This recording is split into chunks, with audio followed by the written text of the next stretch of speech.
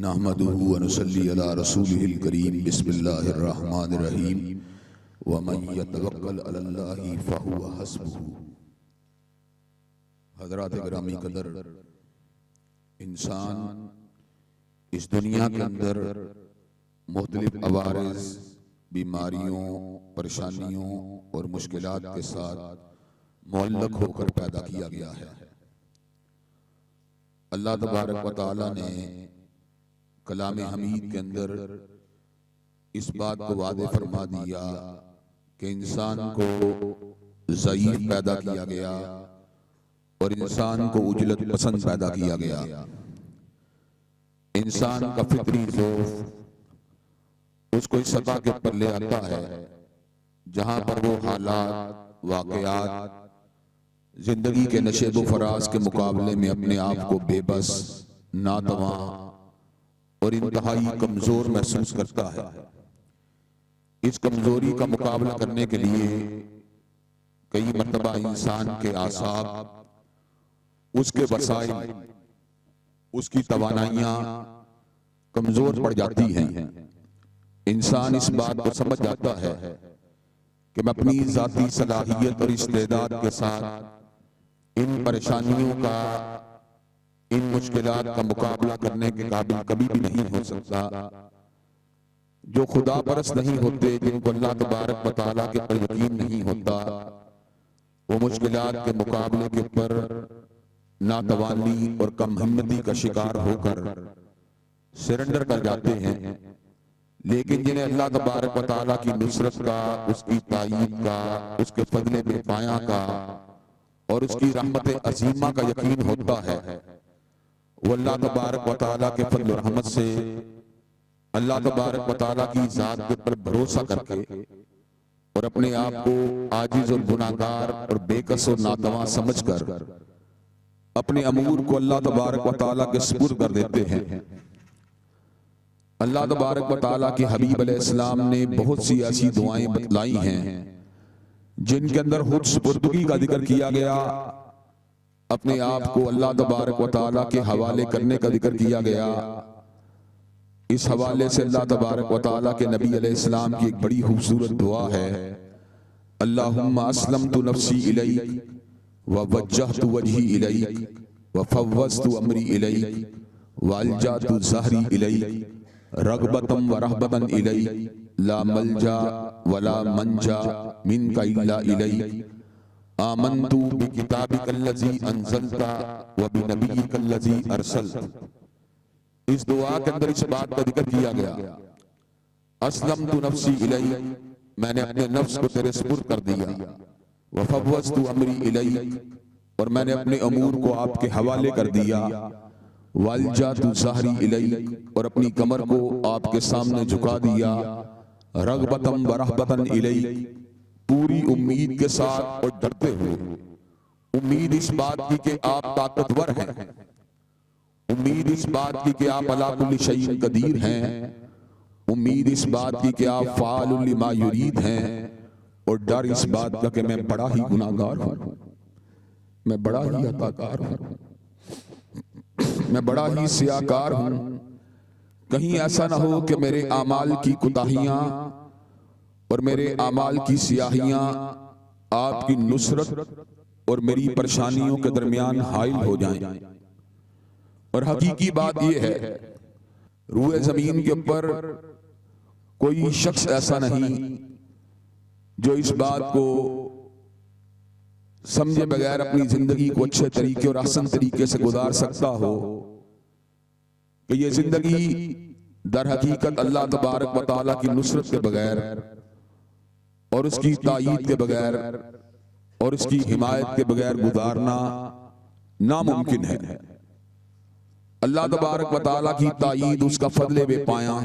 ہمارے معاملات کو چلانے کے لیے انتہائی ضروری ہے۔ اگر ہم اپنے معاملات کے اندر اللہ تبارک و تعالیٰ کی تائید اور نصرت کی شمولیت کے بغیر ان کو حل کرنے کی کوشش کریں گے تو یقیناً ہم کبھی بھی کامیاب اور کامران نہیں ہو سکتے۔ حضرات گرامی قدر، جب انسان متوکل ہو جاتا ہے تو اللہ تبارک و تعالیٰ اس کے لیے ایسے راستوں کو بناتے ہیں جن راستوں کا وہ عام حالات میں تصور بھی نہیں کر سکتا۔ مادی اسباب اور مادی ذرائع جب معطل ہو جاتے ہیں تو اس موقع پر اللہ تبارک و تعالیٰ کی تائید کا، اس کی نصرت کا، اس کے فضل بے پایاں کا دروازہ کھل جاتا ہے۔ حضرت رسول اللہ صلی اللہ علیہ وسلم کا ارشاد عالی ہے کہ اللہ تبارک و تعالیٰ نے خود فرمایا انا عند ظن عبدی ما بی، میں اپنے بندے کے گمان کے مطابق ہوتا ہوں، جیسا میرا بندہ میرے بارے میں گمان کرتا ہے میں ویسا ہی اس کے ساتھ معاملہ کرتا ہوں۔ اللہ تبارک و تعالیٰ جو مشکلات کے خالق ہیں اور مصائب کو تحلیل کرنے والے ہیں، ان مصائب اور مشکلات سے نکالنے کے راستے بنانے والے بھی اللہ تبارک و تعالیٰ ہی کی ذات ہے۔ ان یمسسک اللہ بضر فلا کاشف لہ الا ہو، اگر اللہ تبارک و تعالیٰ تمہیں کوئی تکلیف دینا چاہیں تو فلا کاشف لہ الا ہو، تو اس مصیبت کو اللہ تبارک و تعالیٰ کے سوا کوئی بھی دور نہیں کر سکتا۔ جب اللہ تبارک و تعالیٰ انسان کی مشاکل کو دور کرنے کا فیصلہ فرما لیں تو پھر انسان کی کوئی بھی مشکل برقرار نہیں رہ سکتی۔ اللہم لا مانع لما آتیت ولا معطی لما منعت ولا ينفع ذا الجد منک الجد۔ حضرت رسول اللہ نے اعلان فرما دیا اللہ جس کو آپ عطا فرمانا چاہیں اسے کوئی روک نہیں سکتا، اور جسے آپ روکنا چاہیں اسے کوئی عطا نہیں فرما سکتا۔ حضرات گرامی قدر، جب یہ عقیدہ انسان کے اندر داخل ہو جاتا ہے پھر نتیجہ کیا نکلتا ہے؟ پھر بڑے بڑے پہاڑ جیسے مصائب بھی انسان سے دور ہو جاتے ہیں۔ بخاری شریف کے اندر غار کے پتھر کا مشہور زمانہ واقعہ موجود ہے کہ غار کے پتھر نے جب انسانوں کو اس حد تک جکڑ لیا کہ اس سے نکلنے کی کوئی صورت باقی نہ تھی، تو وہ کیا چیز تھی جس نے اس موقع پہ غار کے پتھر کو ہٹانے کے اندر کلیدی کردار ادا کیا؟ در حقیقت وہ اللہ تبارک و تعالیٰ کی ذات کے اوپر بھروسہ تھا، اللہ تبارک و تعالیٰ کی ذات کے اوپر یقین تھا، اور اس بات کا مضبوط ترین تصور تھا کہ اللہ تبارک و تعالیٰ انسانوں کی جملہ مشاکل اور مصائب کو دور کرنے کے پر قادر ہیں۔ چنانچہ اللہ تبارک و تعالیٰ نے غار کے پتھر کو ہٹا کر ان مضطرب اور مایوس مسافروں کے لیے روشنی اور امید کے دیے کو جلا دیا۔ حضرات گرامی قدر، توکل کی ہی کے حوالے سے اللہ تبارک و تعالیٰ فرماتے ہیں اہل ایمان کے اوپر جب بھی مصیبت آتی ہے وہ اس بات کا پختہ یقین رکھتے ہیں لن یصیبنا الا ما کتب اللہ لنا، کہ جتنی بھی مصیبتیں ہماری زندگی میں آئی ہیں در حقیقت یہ ہماری تقدیر کا حصہ تھی، اور جو بات تقدیر میں لکھی ہو کائنات پوری جمع ہو جائے اس کو ٹال نہیں سکتی۔ ہوا مولانا، اور وہ اس بات کو سمجھتے ہیں کہ اللہ ہی ہمارا والی ہے۔ وعلی اللہ فلیتوکل المؤمنون، اور مومنوں اور مسلمانوں کا توکل اللہ ہی کی ذات پہ ہوتا ہے۔ اللہ تبارک و تعالیٰ نے کلام حمید میں اس بات کو بھی واضح فرما دیا وَلَقَدْ صَدَّقَ عَلَيْهِمْ إِبْلِيسُ ظَنَّهُ فَاتَّبَعُوهُ إِلَّا فَرِيقًا مِّنَ الْمُؤْمِنِينَ، اور البتہ یقیناً ابلیس نے اپنا گمان پورا کر دکھایا اور سارے ہی اس کے پیروکار بن گئے، مگر مومنوں کی ایک جمعیت نے اور مومنوں کی ایک جماعت نے اللہ تبارک و تعالیٰ کے فضل بے پایاں کے ساتھ اس کے شکنجے سے، اس کے دام تصویر سے، اس کی چالوں سے اور اس کی گرفت سے نجات کو حاصل کر لیا۔ حضرات گرامی قدر، ہم آج اس بات کو اچھی طرح سمجھنے والے ہیں، اور یہ بات آج ہمارے دل کے اندر بڑی ہی شدت سے موجود ہے کہ اللہ تبارک و تعالی انسانوں کی مشکلات اور انسانوں کی تکلیفوں کو جہاں پر رفع فرمانے والے ہیں، وہیں پر شیاطین اور ابلیس کے دام تصویر سے بھی انسانوں کو نجات دلانے کے لیے اللہ ہی کی ذات کے پر ایمان اور اس ہی کی ذات کے پر انسان کو توکل کی ضرورت ہے۔ اللہ تبارک و تعالی کلام حمید میں اس امر کا اعلان فرماتے ہیں اِنَّهُ لَيْسَ لَهُ سُلْطَانٌ الذین آمنوا وعلی ربہم یتوکلون، شیطان کا زور ہر شخص پہ چل سکتا ہے مگر اس کا زور اس کے اوپر نہیں چل سکتا جو اللہ تبارک و تعالیٰ کی ذات کے پر ایمان رکھنے والا ہو، مگر اس کا زور اس کے اوپر نہیں چل سکتا جو اللہ تبارک و تعالیٰ کی ذات کے اوپر بھروسہ رکھنے والا ہو۔ ابلیس مشکلات کے دوران انسانوں کے دلوں میں یاسیت کو پیدا کرتا ہے، نا امیدی کو پیدا کرتا ہے، غربت کے دوران فقیری کے خدشات کو پیدا کرتا ہے، تنہائی کے دوران انسان کے اندر غلط قسم کی گناہوں کی رغبت کو پیدا کرتا ہے۔ الشیطان یعدکم الفقر ویأمرکم بالفحشاء، شیطان تمہیں ڈراتا ہے فقیری سے اور شیطان تمہیں حکم دیتا ہے فحاشی کا۔ اللہ تبارک و تعالیٰ اس کے مد مقابل کیا کرتے ہیں؟ واللہ یعدکم مغفرۃ منہ وفضلا، اللہ تبارک و تعالیٰ اس کے مد مقابل انسانوں کو اپنے فضل بے پایہ کا یقین دلاتے ہیں، مغفرت کا یقین دلاتے ہیں، اور انسان کو گناہوں کے ہو جانے کے باوجود بھی مایوسی کے اندھیروں سے باہر نکال کر اس امر کا اعلان فرماتے ہیں، یا عبادی الذین اسرفوا علی انفسہم لا تقنطوا من رحمت اللہ ان اللہ یغفر الذنوب جميعا، اے میرے بندو جو اپنی جانوں کے اوپر ظلم کر چکے ہو، میری رحمت سے نا امید نہیں ہونا۔ اللہ تبارک و تعالیٰ فرماتے ہیں ان اللہ یغفر الذنوب جميعا، بے شک اللہ تبارک و تعالیٰ انسانوں کی جملہ خطاؤں کو معاف فرما دینے والے ہیں۔ حضرات گرامی قدر، گناہوں کی وادی کے اندر قدم رکھنے کے بعد ابلیس کا شکنجہ جب انسان کے اوپر مضبوط ہو جاتا ہے اور انسان ابلیس کو اللہ تبارک و تعالیٰ کی رحمتوں سے مایوس کر کے مزید گناہوں کی دلدل میں اتارنے کے لیے انسان کے اذہان و قلوب کے اوپر وساوس کا القاء کرتا ہے، تو ایسے عالم کے اندر بندہ مومن و مسلمان کو جو چیز امید دلاتی ہے اور جو چیز گناہوں کے اندھیاروں سے باہر نکالنے کا راستہ بناتی ہے، وہ بھی اللہ تبارک و تعالیٰ کی رحمت کے اوپر بھروسہ ہوتا ہے۔ انسان کو اس بات کا علم ہوتا ہے کہ میرے گناہ بہت زیادہ ہیں، لیکن میرے گناہ کتنے بھی زیادہ کیوں نہ ہو، میرے پروردگار عالم کی رحمت کا مقابلہ نہیں کر سکتے۔ جب انسان کو اللہ تبارک و تعالیٰ کی رحمت کا اور اس کی نصرت کا اور اس کے فضل بے پایہ کا یقین ہو جاتا ہے، تو اللہ تبارک و تعالیٰ اس کی زندگی کو اندھیروں سے باہر نکالنے کا راستہ بنا کر اس کو روشنی کے راستوں کو پر چلا دیتے ہیں۔ حضرات گرامی قدر، بیماری، مشکل، تکلیف، مصائب، غربت، یہ تمام کے تمام معاملات در حقیقت انسان کی زندگی کے اندر اللہ تبارک و تعالیٰ کی طرف سے ایک امتحان ہیں، انسان کے اپنے گناہوں کی شامت ہیں، انسان کے درجات کو بڑھانے والے ہیں، انسان کو اللہ تبارک و تعالیٰ کے قریب فرمانے والے ہیں۔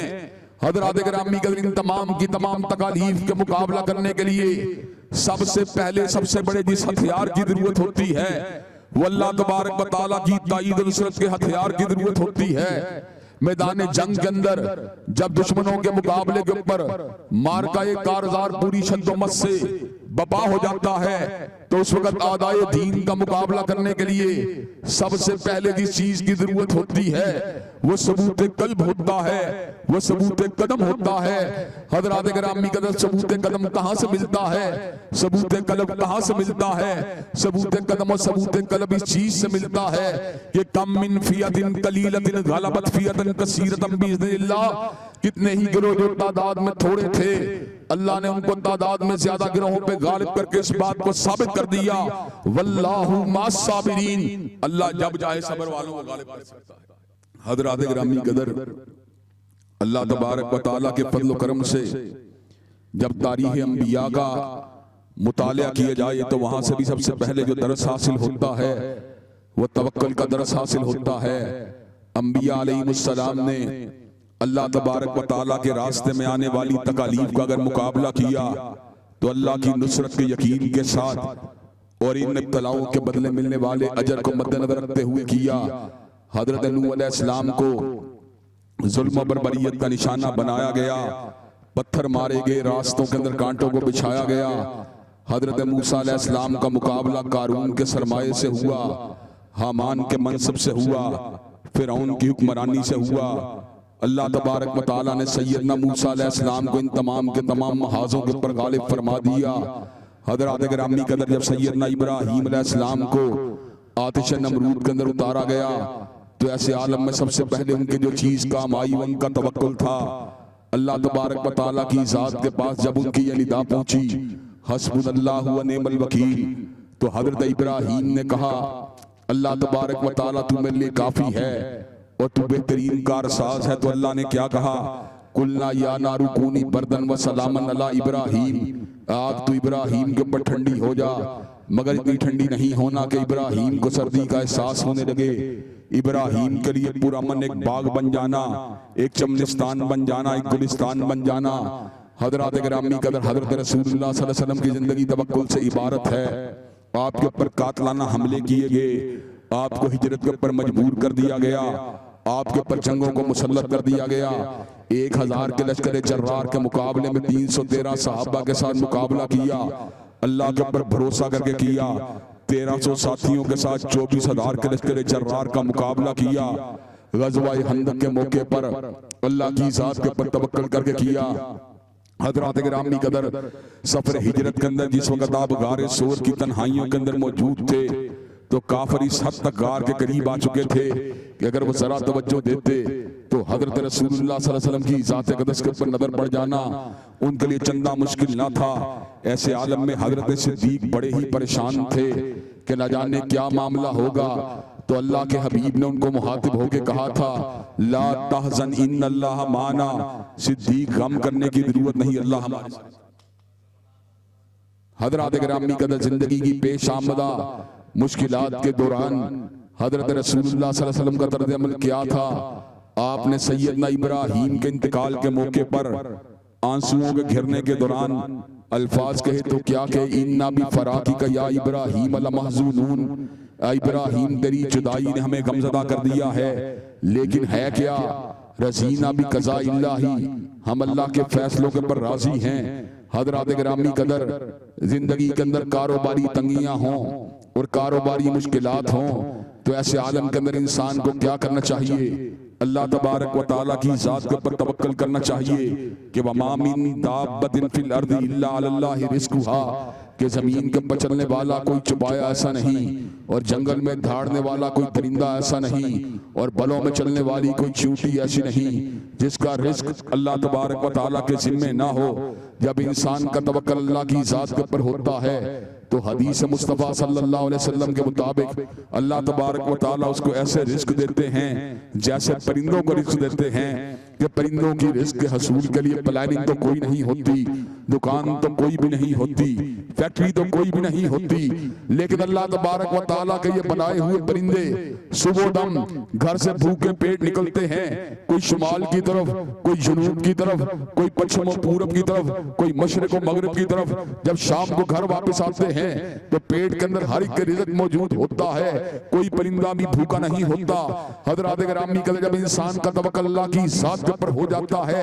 انسان کسب حرام سے بچ جاتا ہے اس کو پتا ہوتا ہے حرام کمائی کو کمانے کی پلاننگ کر کے لوگوں کو دھوکہ دینے کی پلاننگ کر کے لوگوں کو جھوٹ بولنے کی پلاننگ کر کے میرے رزق میں اضافہ نہیں ہو سکتا میرا رزق اتنا ہی ہے جتنا اللہ نے میرے مقدر میں لکھ دیا ہے. اس وجہ سے اس کی ذات کے اندر ایک ایسی قوت پیدا ہو جاتی ہے اس کی ذات کے اندر ایک ایسا ثبوت پیدا ہو جاتا ہے اس کی ذات کے اندر ایسا استقلال پیدا ہو جاتا ہے اور اس کی ذات میں ایک ایسا ٹھہراؤ پیدا ہو جاتا ہے کہ حضرات گرامی قدر پھر اس کی نظر جو ہوتی ہے رزق پر نہیں ہوتی بلکہ رزاق پر ہوتی ہے. حضرات گرامی قدر کلمہ حق کہنے کے دوران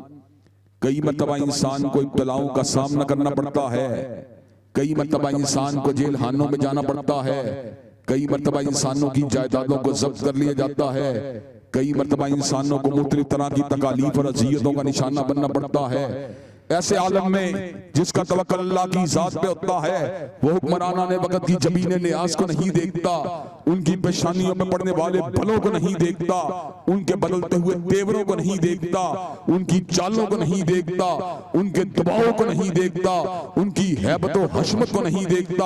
اس کی نظر اگر ہوتی ہے پروردگار عالم کی ذات پہ ہوتی ہے. حضرت رسول اللہ صلی اللہ علیہ وسلم کا اسوہ ہو یا سیدنا موسیٰ کلیم کی سیرت ہو یا اصحاب رسول کا رسوا ہو. ہر ایک کی زندگی اس بات کی آئینہ دار ہے کہ کفار کے جھمکٹے کو دیکھ کر دل کے اوپر کوئی روب طاری نہیں ہوا, کفار کے اجتماع کو دیکھ کر کسی قسم کی ہیبت و حشمت اور قدموں کے اندر ڈگمگاہٹ پیدا نہیں ہوئی, بلکہ الفاظ کہے تو یہی کہے حسبنا اللہ و نعم الوکیل, اللہ میرے لیے کافی ہے, وہ بہترین کارساز ہے. حضرات گرامی قدر, چنانچہ احمد ابن حنبل نے معتصم اور مامون کی خلافت کے دباؤ کو نہیں دیکھا, امام مالک نے خلیفہ وقت کے دباؤ کو نہیں دیکھا. آپ اگر پوری سیرت ائمہ کا مطالعہ کریں تو امام ابن تیمیہ نے تاتاریوں کی ہیبت و حشمت کی پرواہ نہیں کی, عبداللہ غزنوی نے حاکم غزنا کے دباؤ کی پرواہ نہیں کی, علامہ شہید نے وقت کے حکمرانوں کے دباؤ کی پرواہ نہیں کی,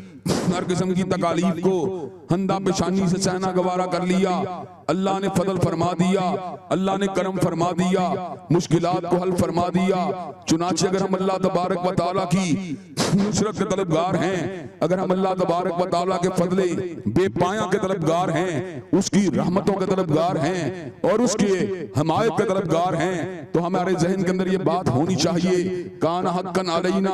نصر المومنین, کہ اللہ تبارک و تعالیٰ کی مدد اہل ایمان کے ساتھ ہے. ہمارے علم میں یہ بات ہونی چاہیے کہ انا لننصر رسلنا والذین آمنوا فی الحیات الدنیا ویوم یقوم الاشہاد,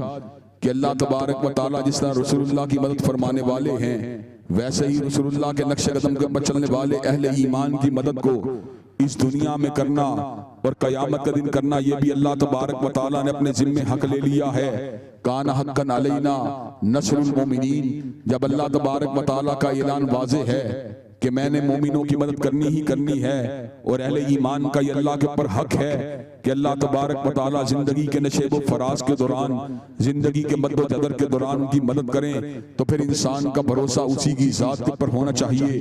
حضرات گرامی قدر, یہی وجہ ہے کہ حضرت رسول اللہ صلی اللہ علیہ وسلم نے زندگی کے مختلف مواقع کے اوپر اپنی امت کے لوگوں کو توکل کا راستہ اختیار کرنے کے ساتھ ساتھ توکل کی دعا مانگنے کی بھی تلقین فرمائی. چنانچہ حضرت رسول اللہ صلی اللہ علیہ وسلم کی سیرت مطہرہ سے یہ بات معلوم ہوتی ہے کہ جب انسان اپنے گھر سے باہر نکلتا ہے اسے یہ دعا پڑھنی چاہیے, بسم اللہ توکلت علی اللہ ولا حول ولا قوت الا باللہ. جب وہ اللہ تبارک و تعالیٰ کا اسم مبارک لے کر اور اس کی ذات کے اوپر توکل کر کے باہر نکلتا ہے اور نیکی کی امید کو اور برائی سے بچنے کے معاملات کو اس کے سپرد کرتا ہے, تو پھر شیطان اس کے بال کو بھی بیکا نہیں کر سکتا.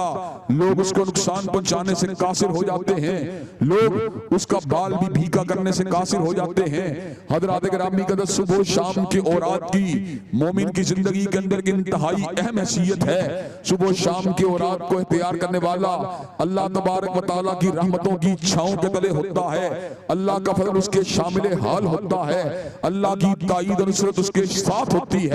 حضرات گرامی قدر, نبی کریم صلی اللہ علیہ وسلم نے اس موقع کے اوپر جہاں پر دیگر اذکار کو پڑھنے کی تلقین کی, وہیں پر آپ نے اس بات کو بھی پڑھنے کی تلقین کی کہ ہر مومن و مسلمان کو صبح و شام یہ ورد 7 مرتبہ ضرور کرنا چاہیے. حسبی اللہ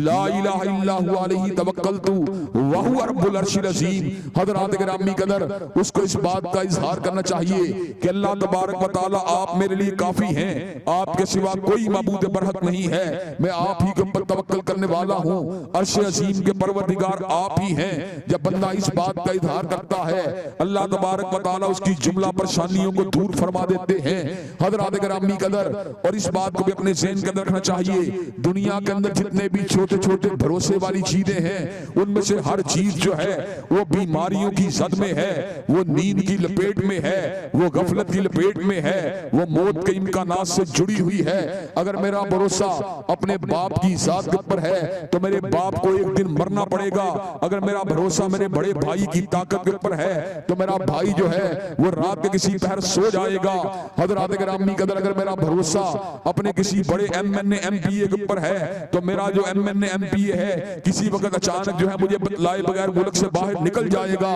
لیکن اللہ تبارک و تعالیٰ کی ذات کون ہے؟ اللہ علیم بھی ہیں, اللہ خبیر بھی ہیں, اللہ کبیر بھی ہیں, اللہ قریب بھی ہیں, حضرات گرامی قدر اسی لیے اللہ نے خود اعلان فرما دیا وتوکل علی الحی الذی لا یموت، توکل کرنا ہے تو اس زندہ کے اوپر کیا کرو جس کو کبھی موت نہیں آئے گی، توکل کرنا ہے تو اس کے اوپر کیا کرو لا تأخذہ سنۃ ولا نوم، جس کو نیند بھی نہیں آتی، اور نیند آنا تو بڑی دور کی بات ہے، اس کو اونگ بھی نہیں آتی، اور حضرات گرامی قدر اونگ تو بڑی دور کی بات ہے۔ عام انسان جو ہیں جب حیات کے اوپر غور کرتے ہیں، اپنی حیات ہو یا اپنے سے زیادہ طاقتور لوگوں کی حیات ہو، جب اس کے اوپر غور کرتے ہیں تو یہ بات سمجھ میں آتی ہے چند گھنٹے کام کرنے کے بعد انسان کو آرام کی ضرورت ہوتی ہے۔ اللہ نے خود اعلان فرما دیا وَجَعَلْنَا اللَّيْلَ لِبَاسًا وَجَعَلْنَا النَّهَارَ مَعَاشًا، صبح کی گھڑیاں جو ہوتی ہیں وہ معیشت کے کام کو آگے بڑھانے کے لیے ہوتی ہیں، اور رات کی گھڑیاں جو ہوتی ہیں وہ اللہ کے فضل و کرم سے آرام کرنے کے لیے ہوتی ہیں۔ حضرات گرامی قدر اس کے باوجود بھی 5-6 دن آرام کرنے کے بعد انسان جو ہوتا ہے ہالیڈے کو طلب کرتا ہے، چھٹی کو طلب کرتا ہے، لیکن اللہ تبارک و تعالی جس کی ذات کے اوپر مومن و مسلمان کا توکل ہوتا ہے، اللہ کی ذات کیا ہے، اللہ کی طاقت کیا ہے۔ حضرات گرامی قدر اللہ تبارک و تعالی نے 6 دن کے اندر آسمان و زمین کو بنا دیا، 6 دن کے اندر کہکشاؤں کو بنا دیا، 6 دن کے اندر دریاؤں کو روا فرما دیا، 6 دن کے اندر فصل گل و لالا کو بنا دیا، 6 دن کے اندر رنگ و نور کے سیلاب کو بنا دیا، کہکشاؤں کو بنا دیا، ریگزاروں کو بنا دیا، چمنستانوں کو بنا دیا، جنات کو بنا دیا، انسانوں کو بنا دیا۔ حضرات گرامی قدر ہر طرح کے اناج، کپاس، گندم، ہر طرح کی اشیاء کو پیدا فرما دیا۔ 6 دن میں زمین و آسمان کی بزم کو سجانے کے بعد پھر کیا ہوا؟ اللہ تبارک و تعالیٰ فرماتے ہیں وَمَا مَسَّنَا مِن لُغُوبٍ، مجھے تھکاوٹ کا احساس بھی نہیں۔ تو حضرات گرامی قدر پہ بھروسہ کس کی ذات کے اوپر ہونا چاہیے؟ وَتَوَكَّلْ عَلَى الْحَيِّ الَّذِي لَا يَمُوتُ، اس کی ذات پہ ہونا چاہیے جس کی حیات جو ہے وہ موت کے نقص سے پاک ہے، اور جس کی حیات جو ہے وہ نیند کے نقص سے پاک ہے، جس کی حیات جو ہے وہ اکتاہٹ اور تھکاوٹ کے نقائص سے پاک ہے۔ اور حضرات گرامی قدر کائنات کی وہ واحد ہستی ہے جو انسانوں کے اتنی قریب ہے، اتنی قریب ہے کہ کائنات کے اندر کوئی دوسرا اتنا قریب نہیں ہے۔ میری ماں مجھ سے بڑا ہی پیار کرتی ہے، لیکن جب میں گھر سے باہر نکل آیا میری ماں کو میرے حوال کا پتہ نہیں تھا، میری ضروریات کا پتہ نہیں تھا، میرے عوارض کا پتہ نہیں تھا، میری مشکلات کا پتہ نہیں تھا، میری زندگی میں آنے والے حادثات کا پتہ نہیں تھا۔ جب میں ملک سے باہر نکل گیا میرے بیوی بچوں کو مجھ سے بڑا ہی پیار تھا، لیکن ان کو میرے اپنے باپ کی کیفیات کا پتہ نہیں تھا، باپ کی ضروریات کا پتہ نہیں تھا، باپ کی تمناؤں کا پتہ نہیں تھا، باپ کی احتیاج کا پتہ نہیں تھا۔ لیکن کائنات کی وہ واحد ہستی جو صبح کے وقت بھی میرے سے قریب تھی، اور شام کے وقت بھی مجھ سے قریب تھی، اور رات کے وقت بھی مجھ سے قریب تھی، گھر میں بھی مجھ سے قریب تھی، سفر میں بھی مجھ سے قریب تھی، حضر میں بھی مجھ سے قریب تھی، وطن میں بھی مجھ سے قریب تھی، اور دیار غیر میں مجھ سے قریب تھی، صرف میرے مالک کی ذات۔ تو حضرات گرامی قدر توکل اگر ہونا چاہیے تو اللہ تبارک و تعالیٰ کی ذات کے اوپر ہونا چاہیے۔ توکل انسان کو مصائب سے باہر نکالتا ہے، مشکلات کے دوران اپنے رب کے ہونے کی وجہ سے مشکلات کا مقابلہ کرنے کی صلاحیت دیتا ہے، دیار غیر کے اندر تنہائیوں کو دور کرتا ہے، گناہوں کی دلدل میں اتر جانے کے بعد مغفرت کی یقین دہانی کرتا ہے، ابلیس کے دام تصویر کے اندر الجھ جانے کے بعد اللہ کی تائید و نصرت کی یقین دہانی کرتا ہے، غربت کے اندھیروں میں اتر جانے کے بعد رزق بے پایاں کی نشان دہی کرتا ہے۔ حضرات گرامی کا توکل کا نتیجہ کیا ہے؟ وَمَن يَتَوَكَّلْ عَلَى اللَّهِ فَهُوَ حَسْبُهُ، جو اللہ کی ذات کے پر بھروسہ کرتا ہے اللہ اس کے لیے کافی ہو جاتا ہے۔ اللہ نے خود صبر کا اعلان فرما دیا علیہ اللَّهُ بِكَافٍ عَبْدَهُ، کہ اللہ کی ذات اپنے بندے کے لیے تنہا کافی نہیں ہے۔ اللہ کی قسم میری اولاد میرے لیے تنہا کافی نہیں ہے، میرے بھائی اور میرے آبان و انصار میرے لیے تنہا کافی نہیں ہے، میری جمعیت اور میرے ہمنوا میرے لیے تنہا کافی نہیں ہے، میرے قائدین اور میرے عمراء میرے لیے تنہا کافی نہیں ہے۔ لیکن میرے لیے تنہا کون کافی ہے؟ میرے لیے وہ کافی ہے جو میری ولادت سے قبل بھی مجھ کو جانتا تھا، ماں کے پیٹ کے اندر بھی مجھ کو جانتا تھا۔ وَعَلَمُ بِكُمْ اِذْ أَنشَاكُمْ مِنَ الْأَرْضِ وَإِذْ أَنْتُمْ أَجِنَّةٌ فِي بُطُونِ أُمَّهَاتِكُمْ، وہ تمہیں اس وقت سے جانتا ہے جب تم اپنی ماؤں کے پیٹوں میں جنین کی حیثیت سے موجود تھے، اور تمہیں اس وقت سے جانتا ہے۔ وَعَالَمُ بِكُمْ اِذْ أَنشَاكُمْ مِنَ الْأَرْضِ، جب تم ابھی ماؤں کے پیٹوں میں جنین کی حیثیت سے نہیں آئے تھے، ایک مشت غبار تھے، ایک مٹی کی مٹھی تھے، وہ تمہیں اس وقت سے جانتا ہے۔ وَعَالَمُ بِكُمْ اِذْ أَنشَاكُمْ مِنَ الْأَرْضِ وَإِذْ أَنْتُمْ أَجِنَّةٌ فِي بُطُونِ أُمَّهَاتِكُمْ، وہ تمہیں اس وقت سے جانتا ہے جب تمہارے خمیروں کو مٹی سے اٹھایا گیا۔ حضرات گرامی قدر، اس کی ذات کے اوپر توکل کیوں نہ کیا جائے کہ میرے انجائنا اور میرے سکیمیا کا علاج ڈاکٹر کے پاس نہیں ہے بلکہ میرے حکیم کائنات کے پاس ہے۔ حضرات گرامی قدر، اس لیے کہ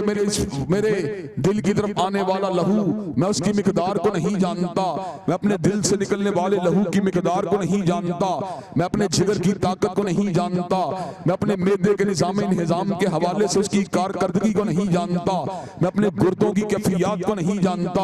ان کو مجھ سے زیادہ کون جانتا ہے؟ حضرات گرامی قدر، مجھے پتا ہے میرے وجود میں گردے تو موجود ہیں، لیکن ان کا وزن کیا ہے، ان کی کیفیت کیا ہے، ان کی کمیت کیا ہے، ان کی حقیقت کیا ہے، ان کی کارکردگی کا معیار کیا ہے، ان کی ایفیشنسی کیا ہے، مجھے گردوں کے بارے میں کچھ پتا نہیں کہ کل میرے گردے کس پوزیشن میں ہوں گے، کل میرا معدہ کس پوزیشن میں ہوگا۔ حضرات گرامی قدر، الٹرا ساؤنڈ کی فلم سے زیادہ جو چیز جو بات ہمارے اللہ تبارک و تعالیٰ کے پاس پہنچ رہی ہے، وہ اللہ کا علم حقیقی ہے، وہ اللہ کا تصرف فی الکائنات ہے، وہ اللہ تبارک و تعالیٰ کی کائنات کے اوپر گرفت ہے۔ حضرات گرامی قدر، ایکس رے الٹرا ساؤنڈ کے اوپر میرے معدے کا اور میرے گردے کا رزلٹ نہیں آتا جو پروردگار عالم کے علم میں ہے۔ حضرات گرامی قدر، اپنی ولادت کے دن سے لے کر آج کے دن تک میں نے کتنے سانس لیے مجھے ان سانسوں کا پتہ نہیں، لیکن میرا پروردگار ان سانسوں کی حقیقت کو جانتا ہے، ان کی تعداد کو جانتا ہے۔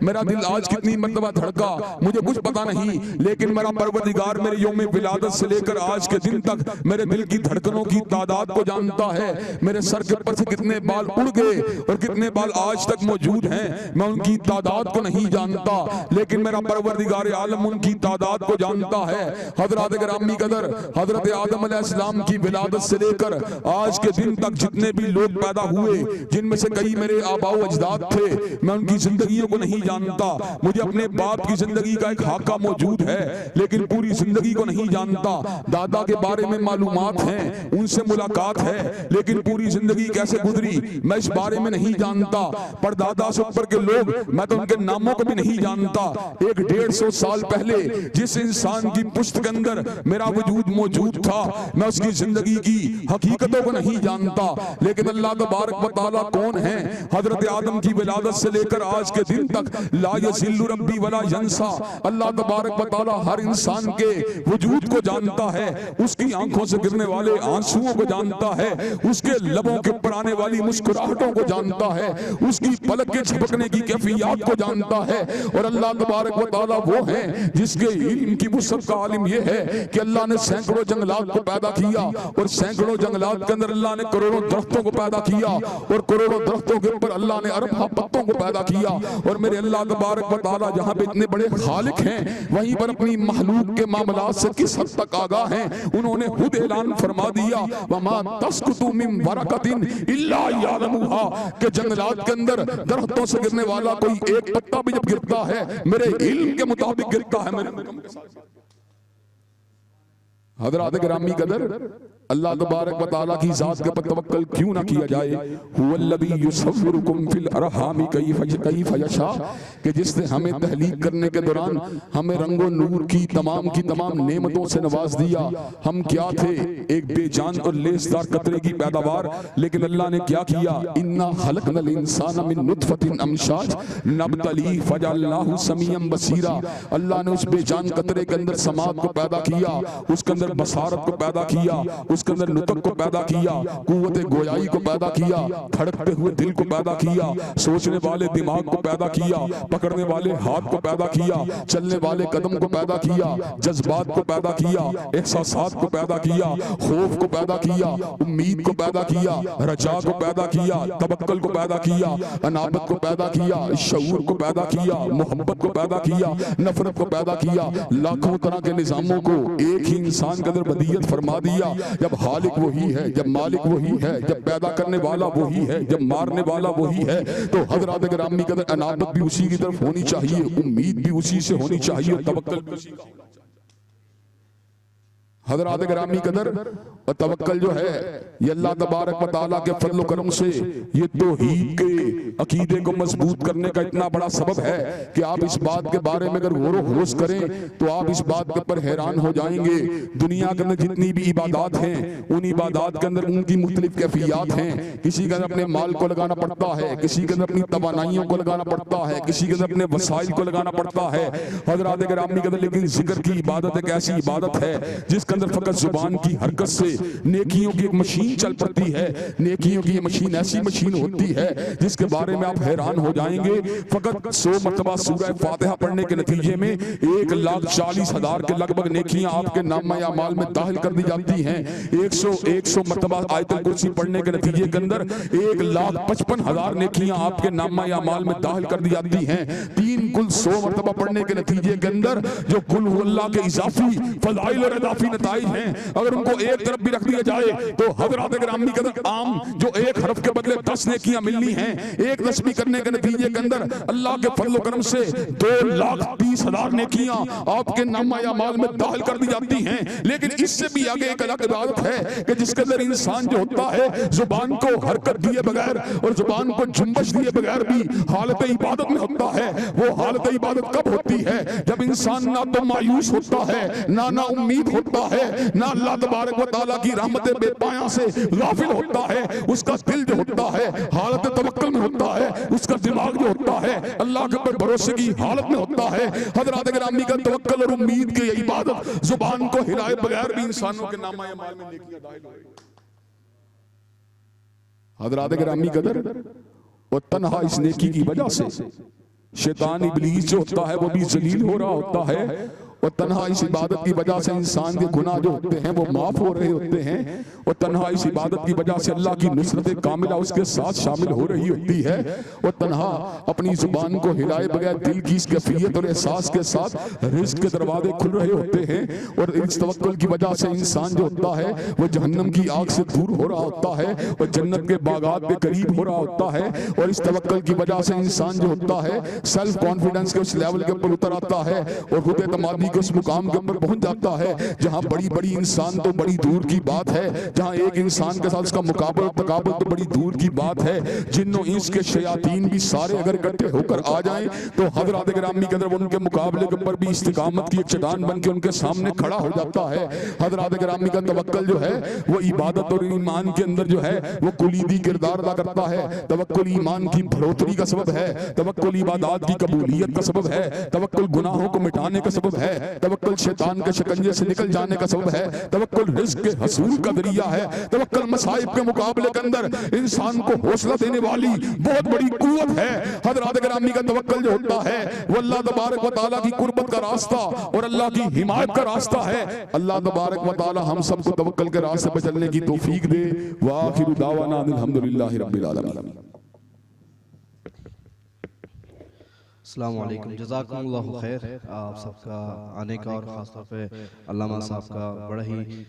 پرجوش اور توکل اور توحید سے بھرا ہوا درس دینے کا۔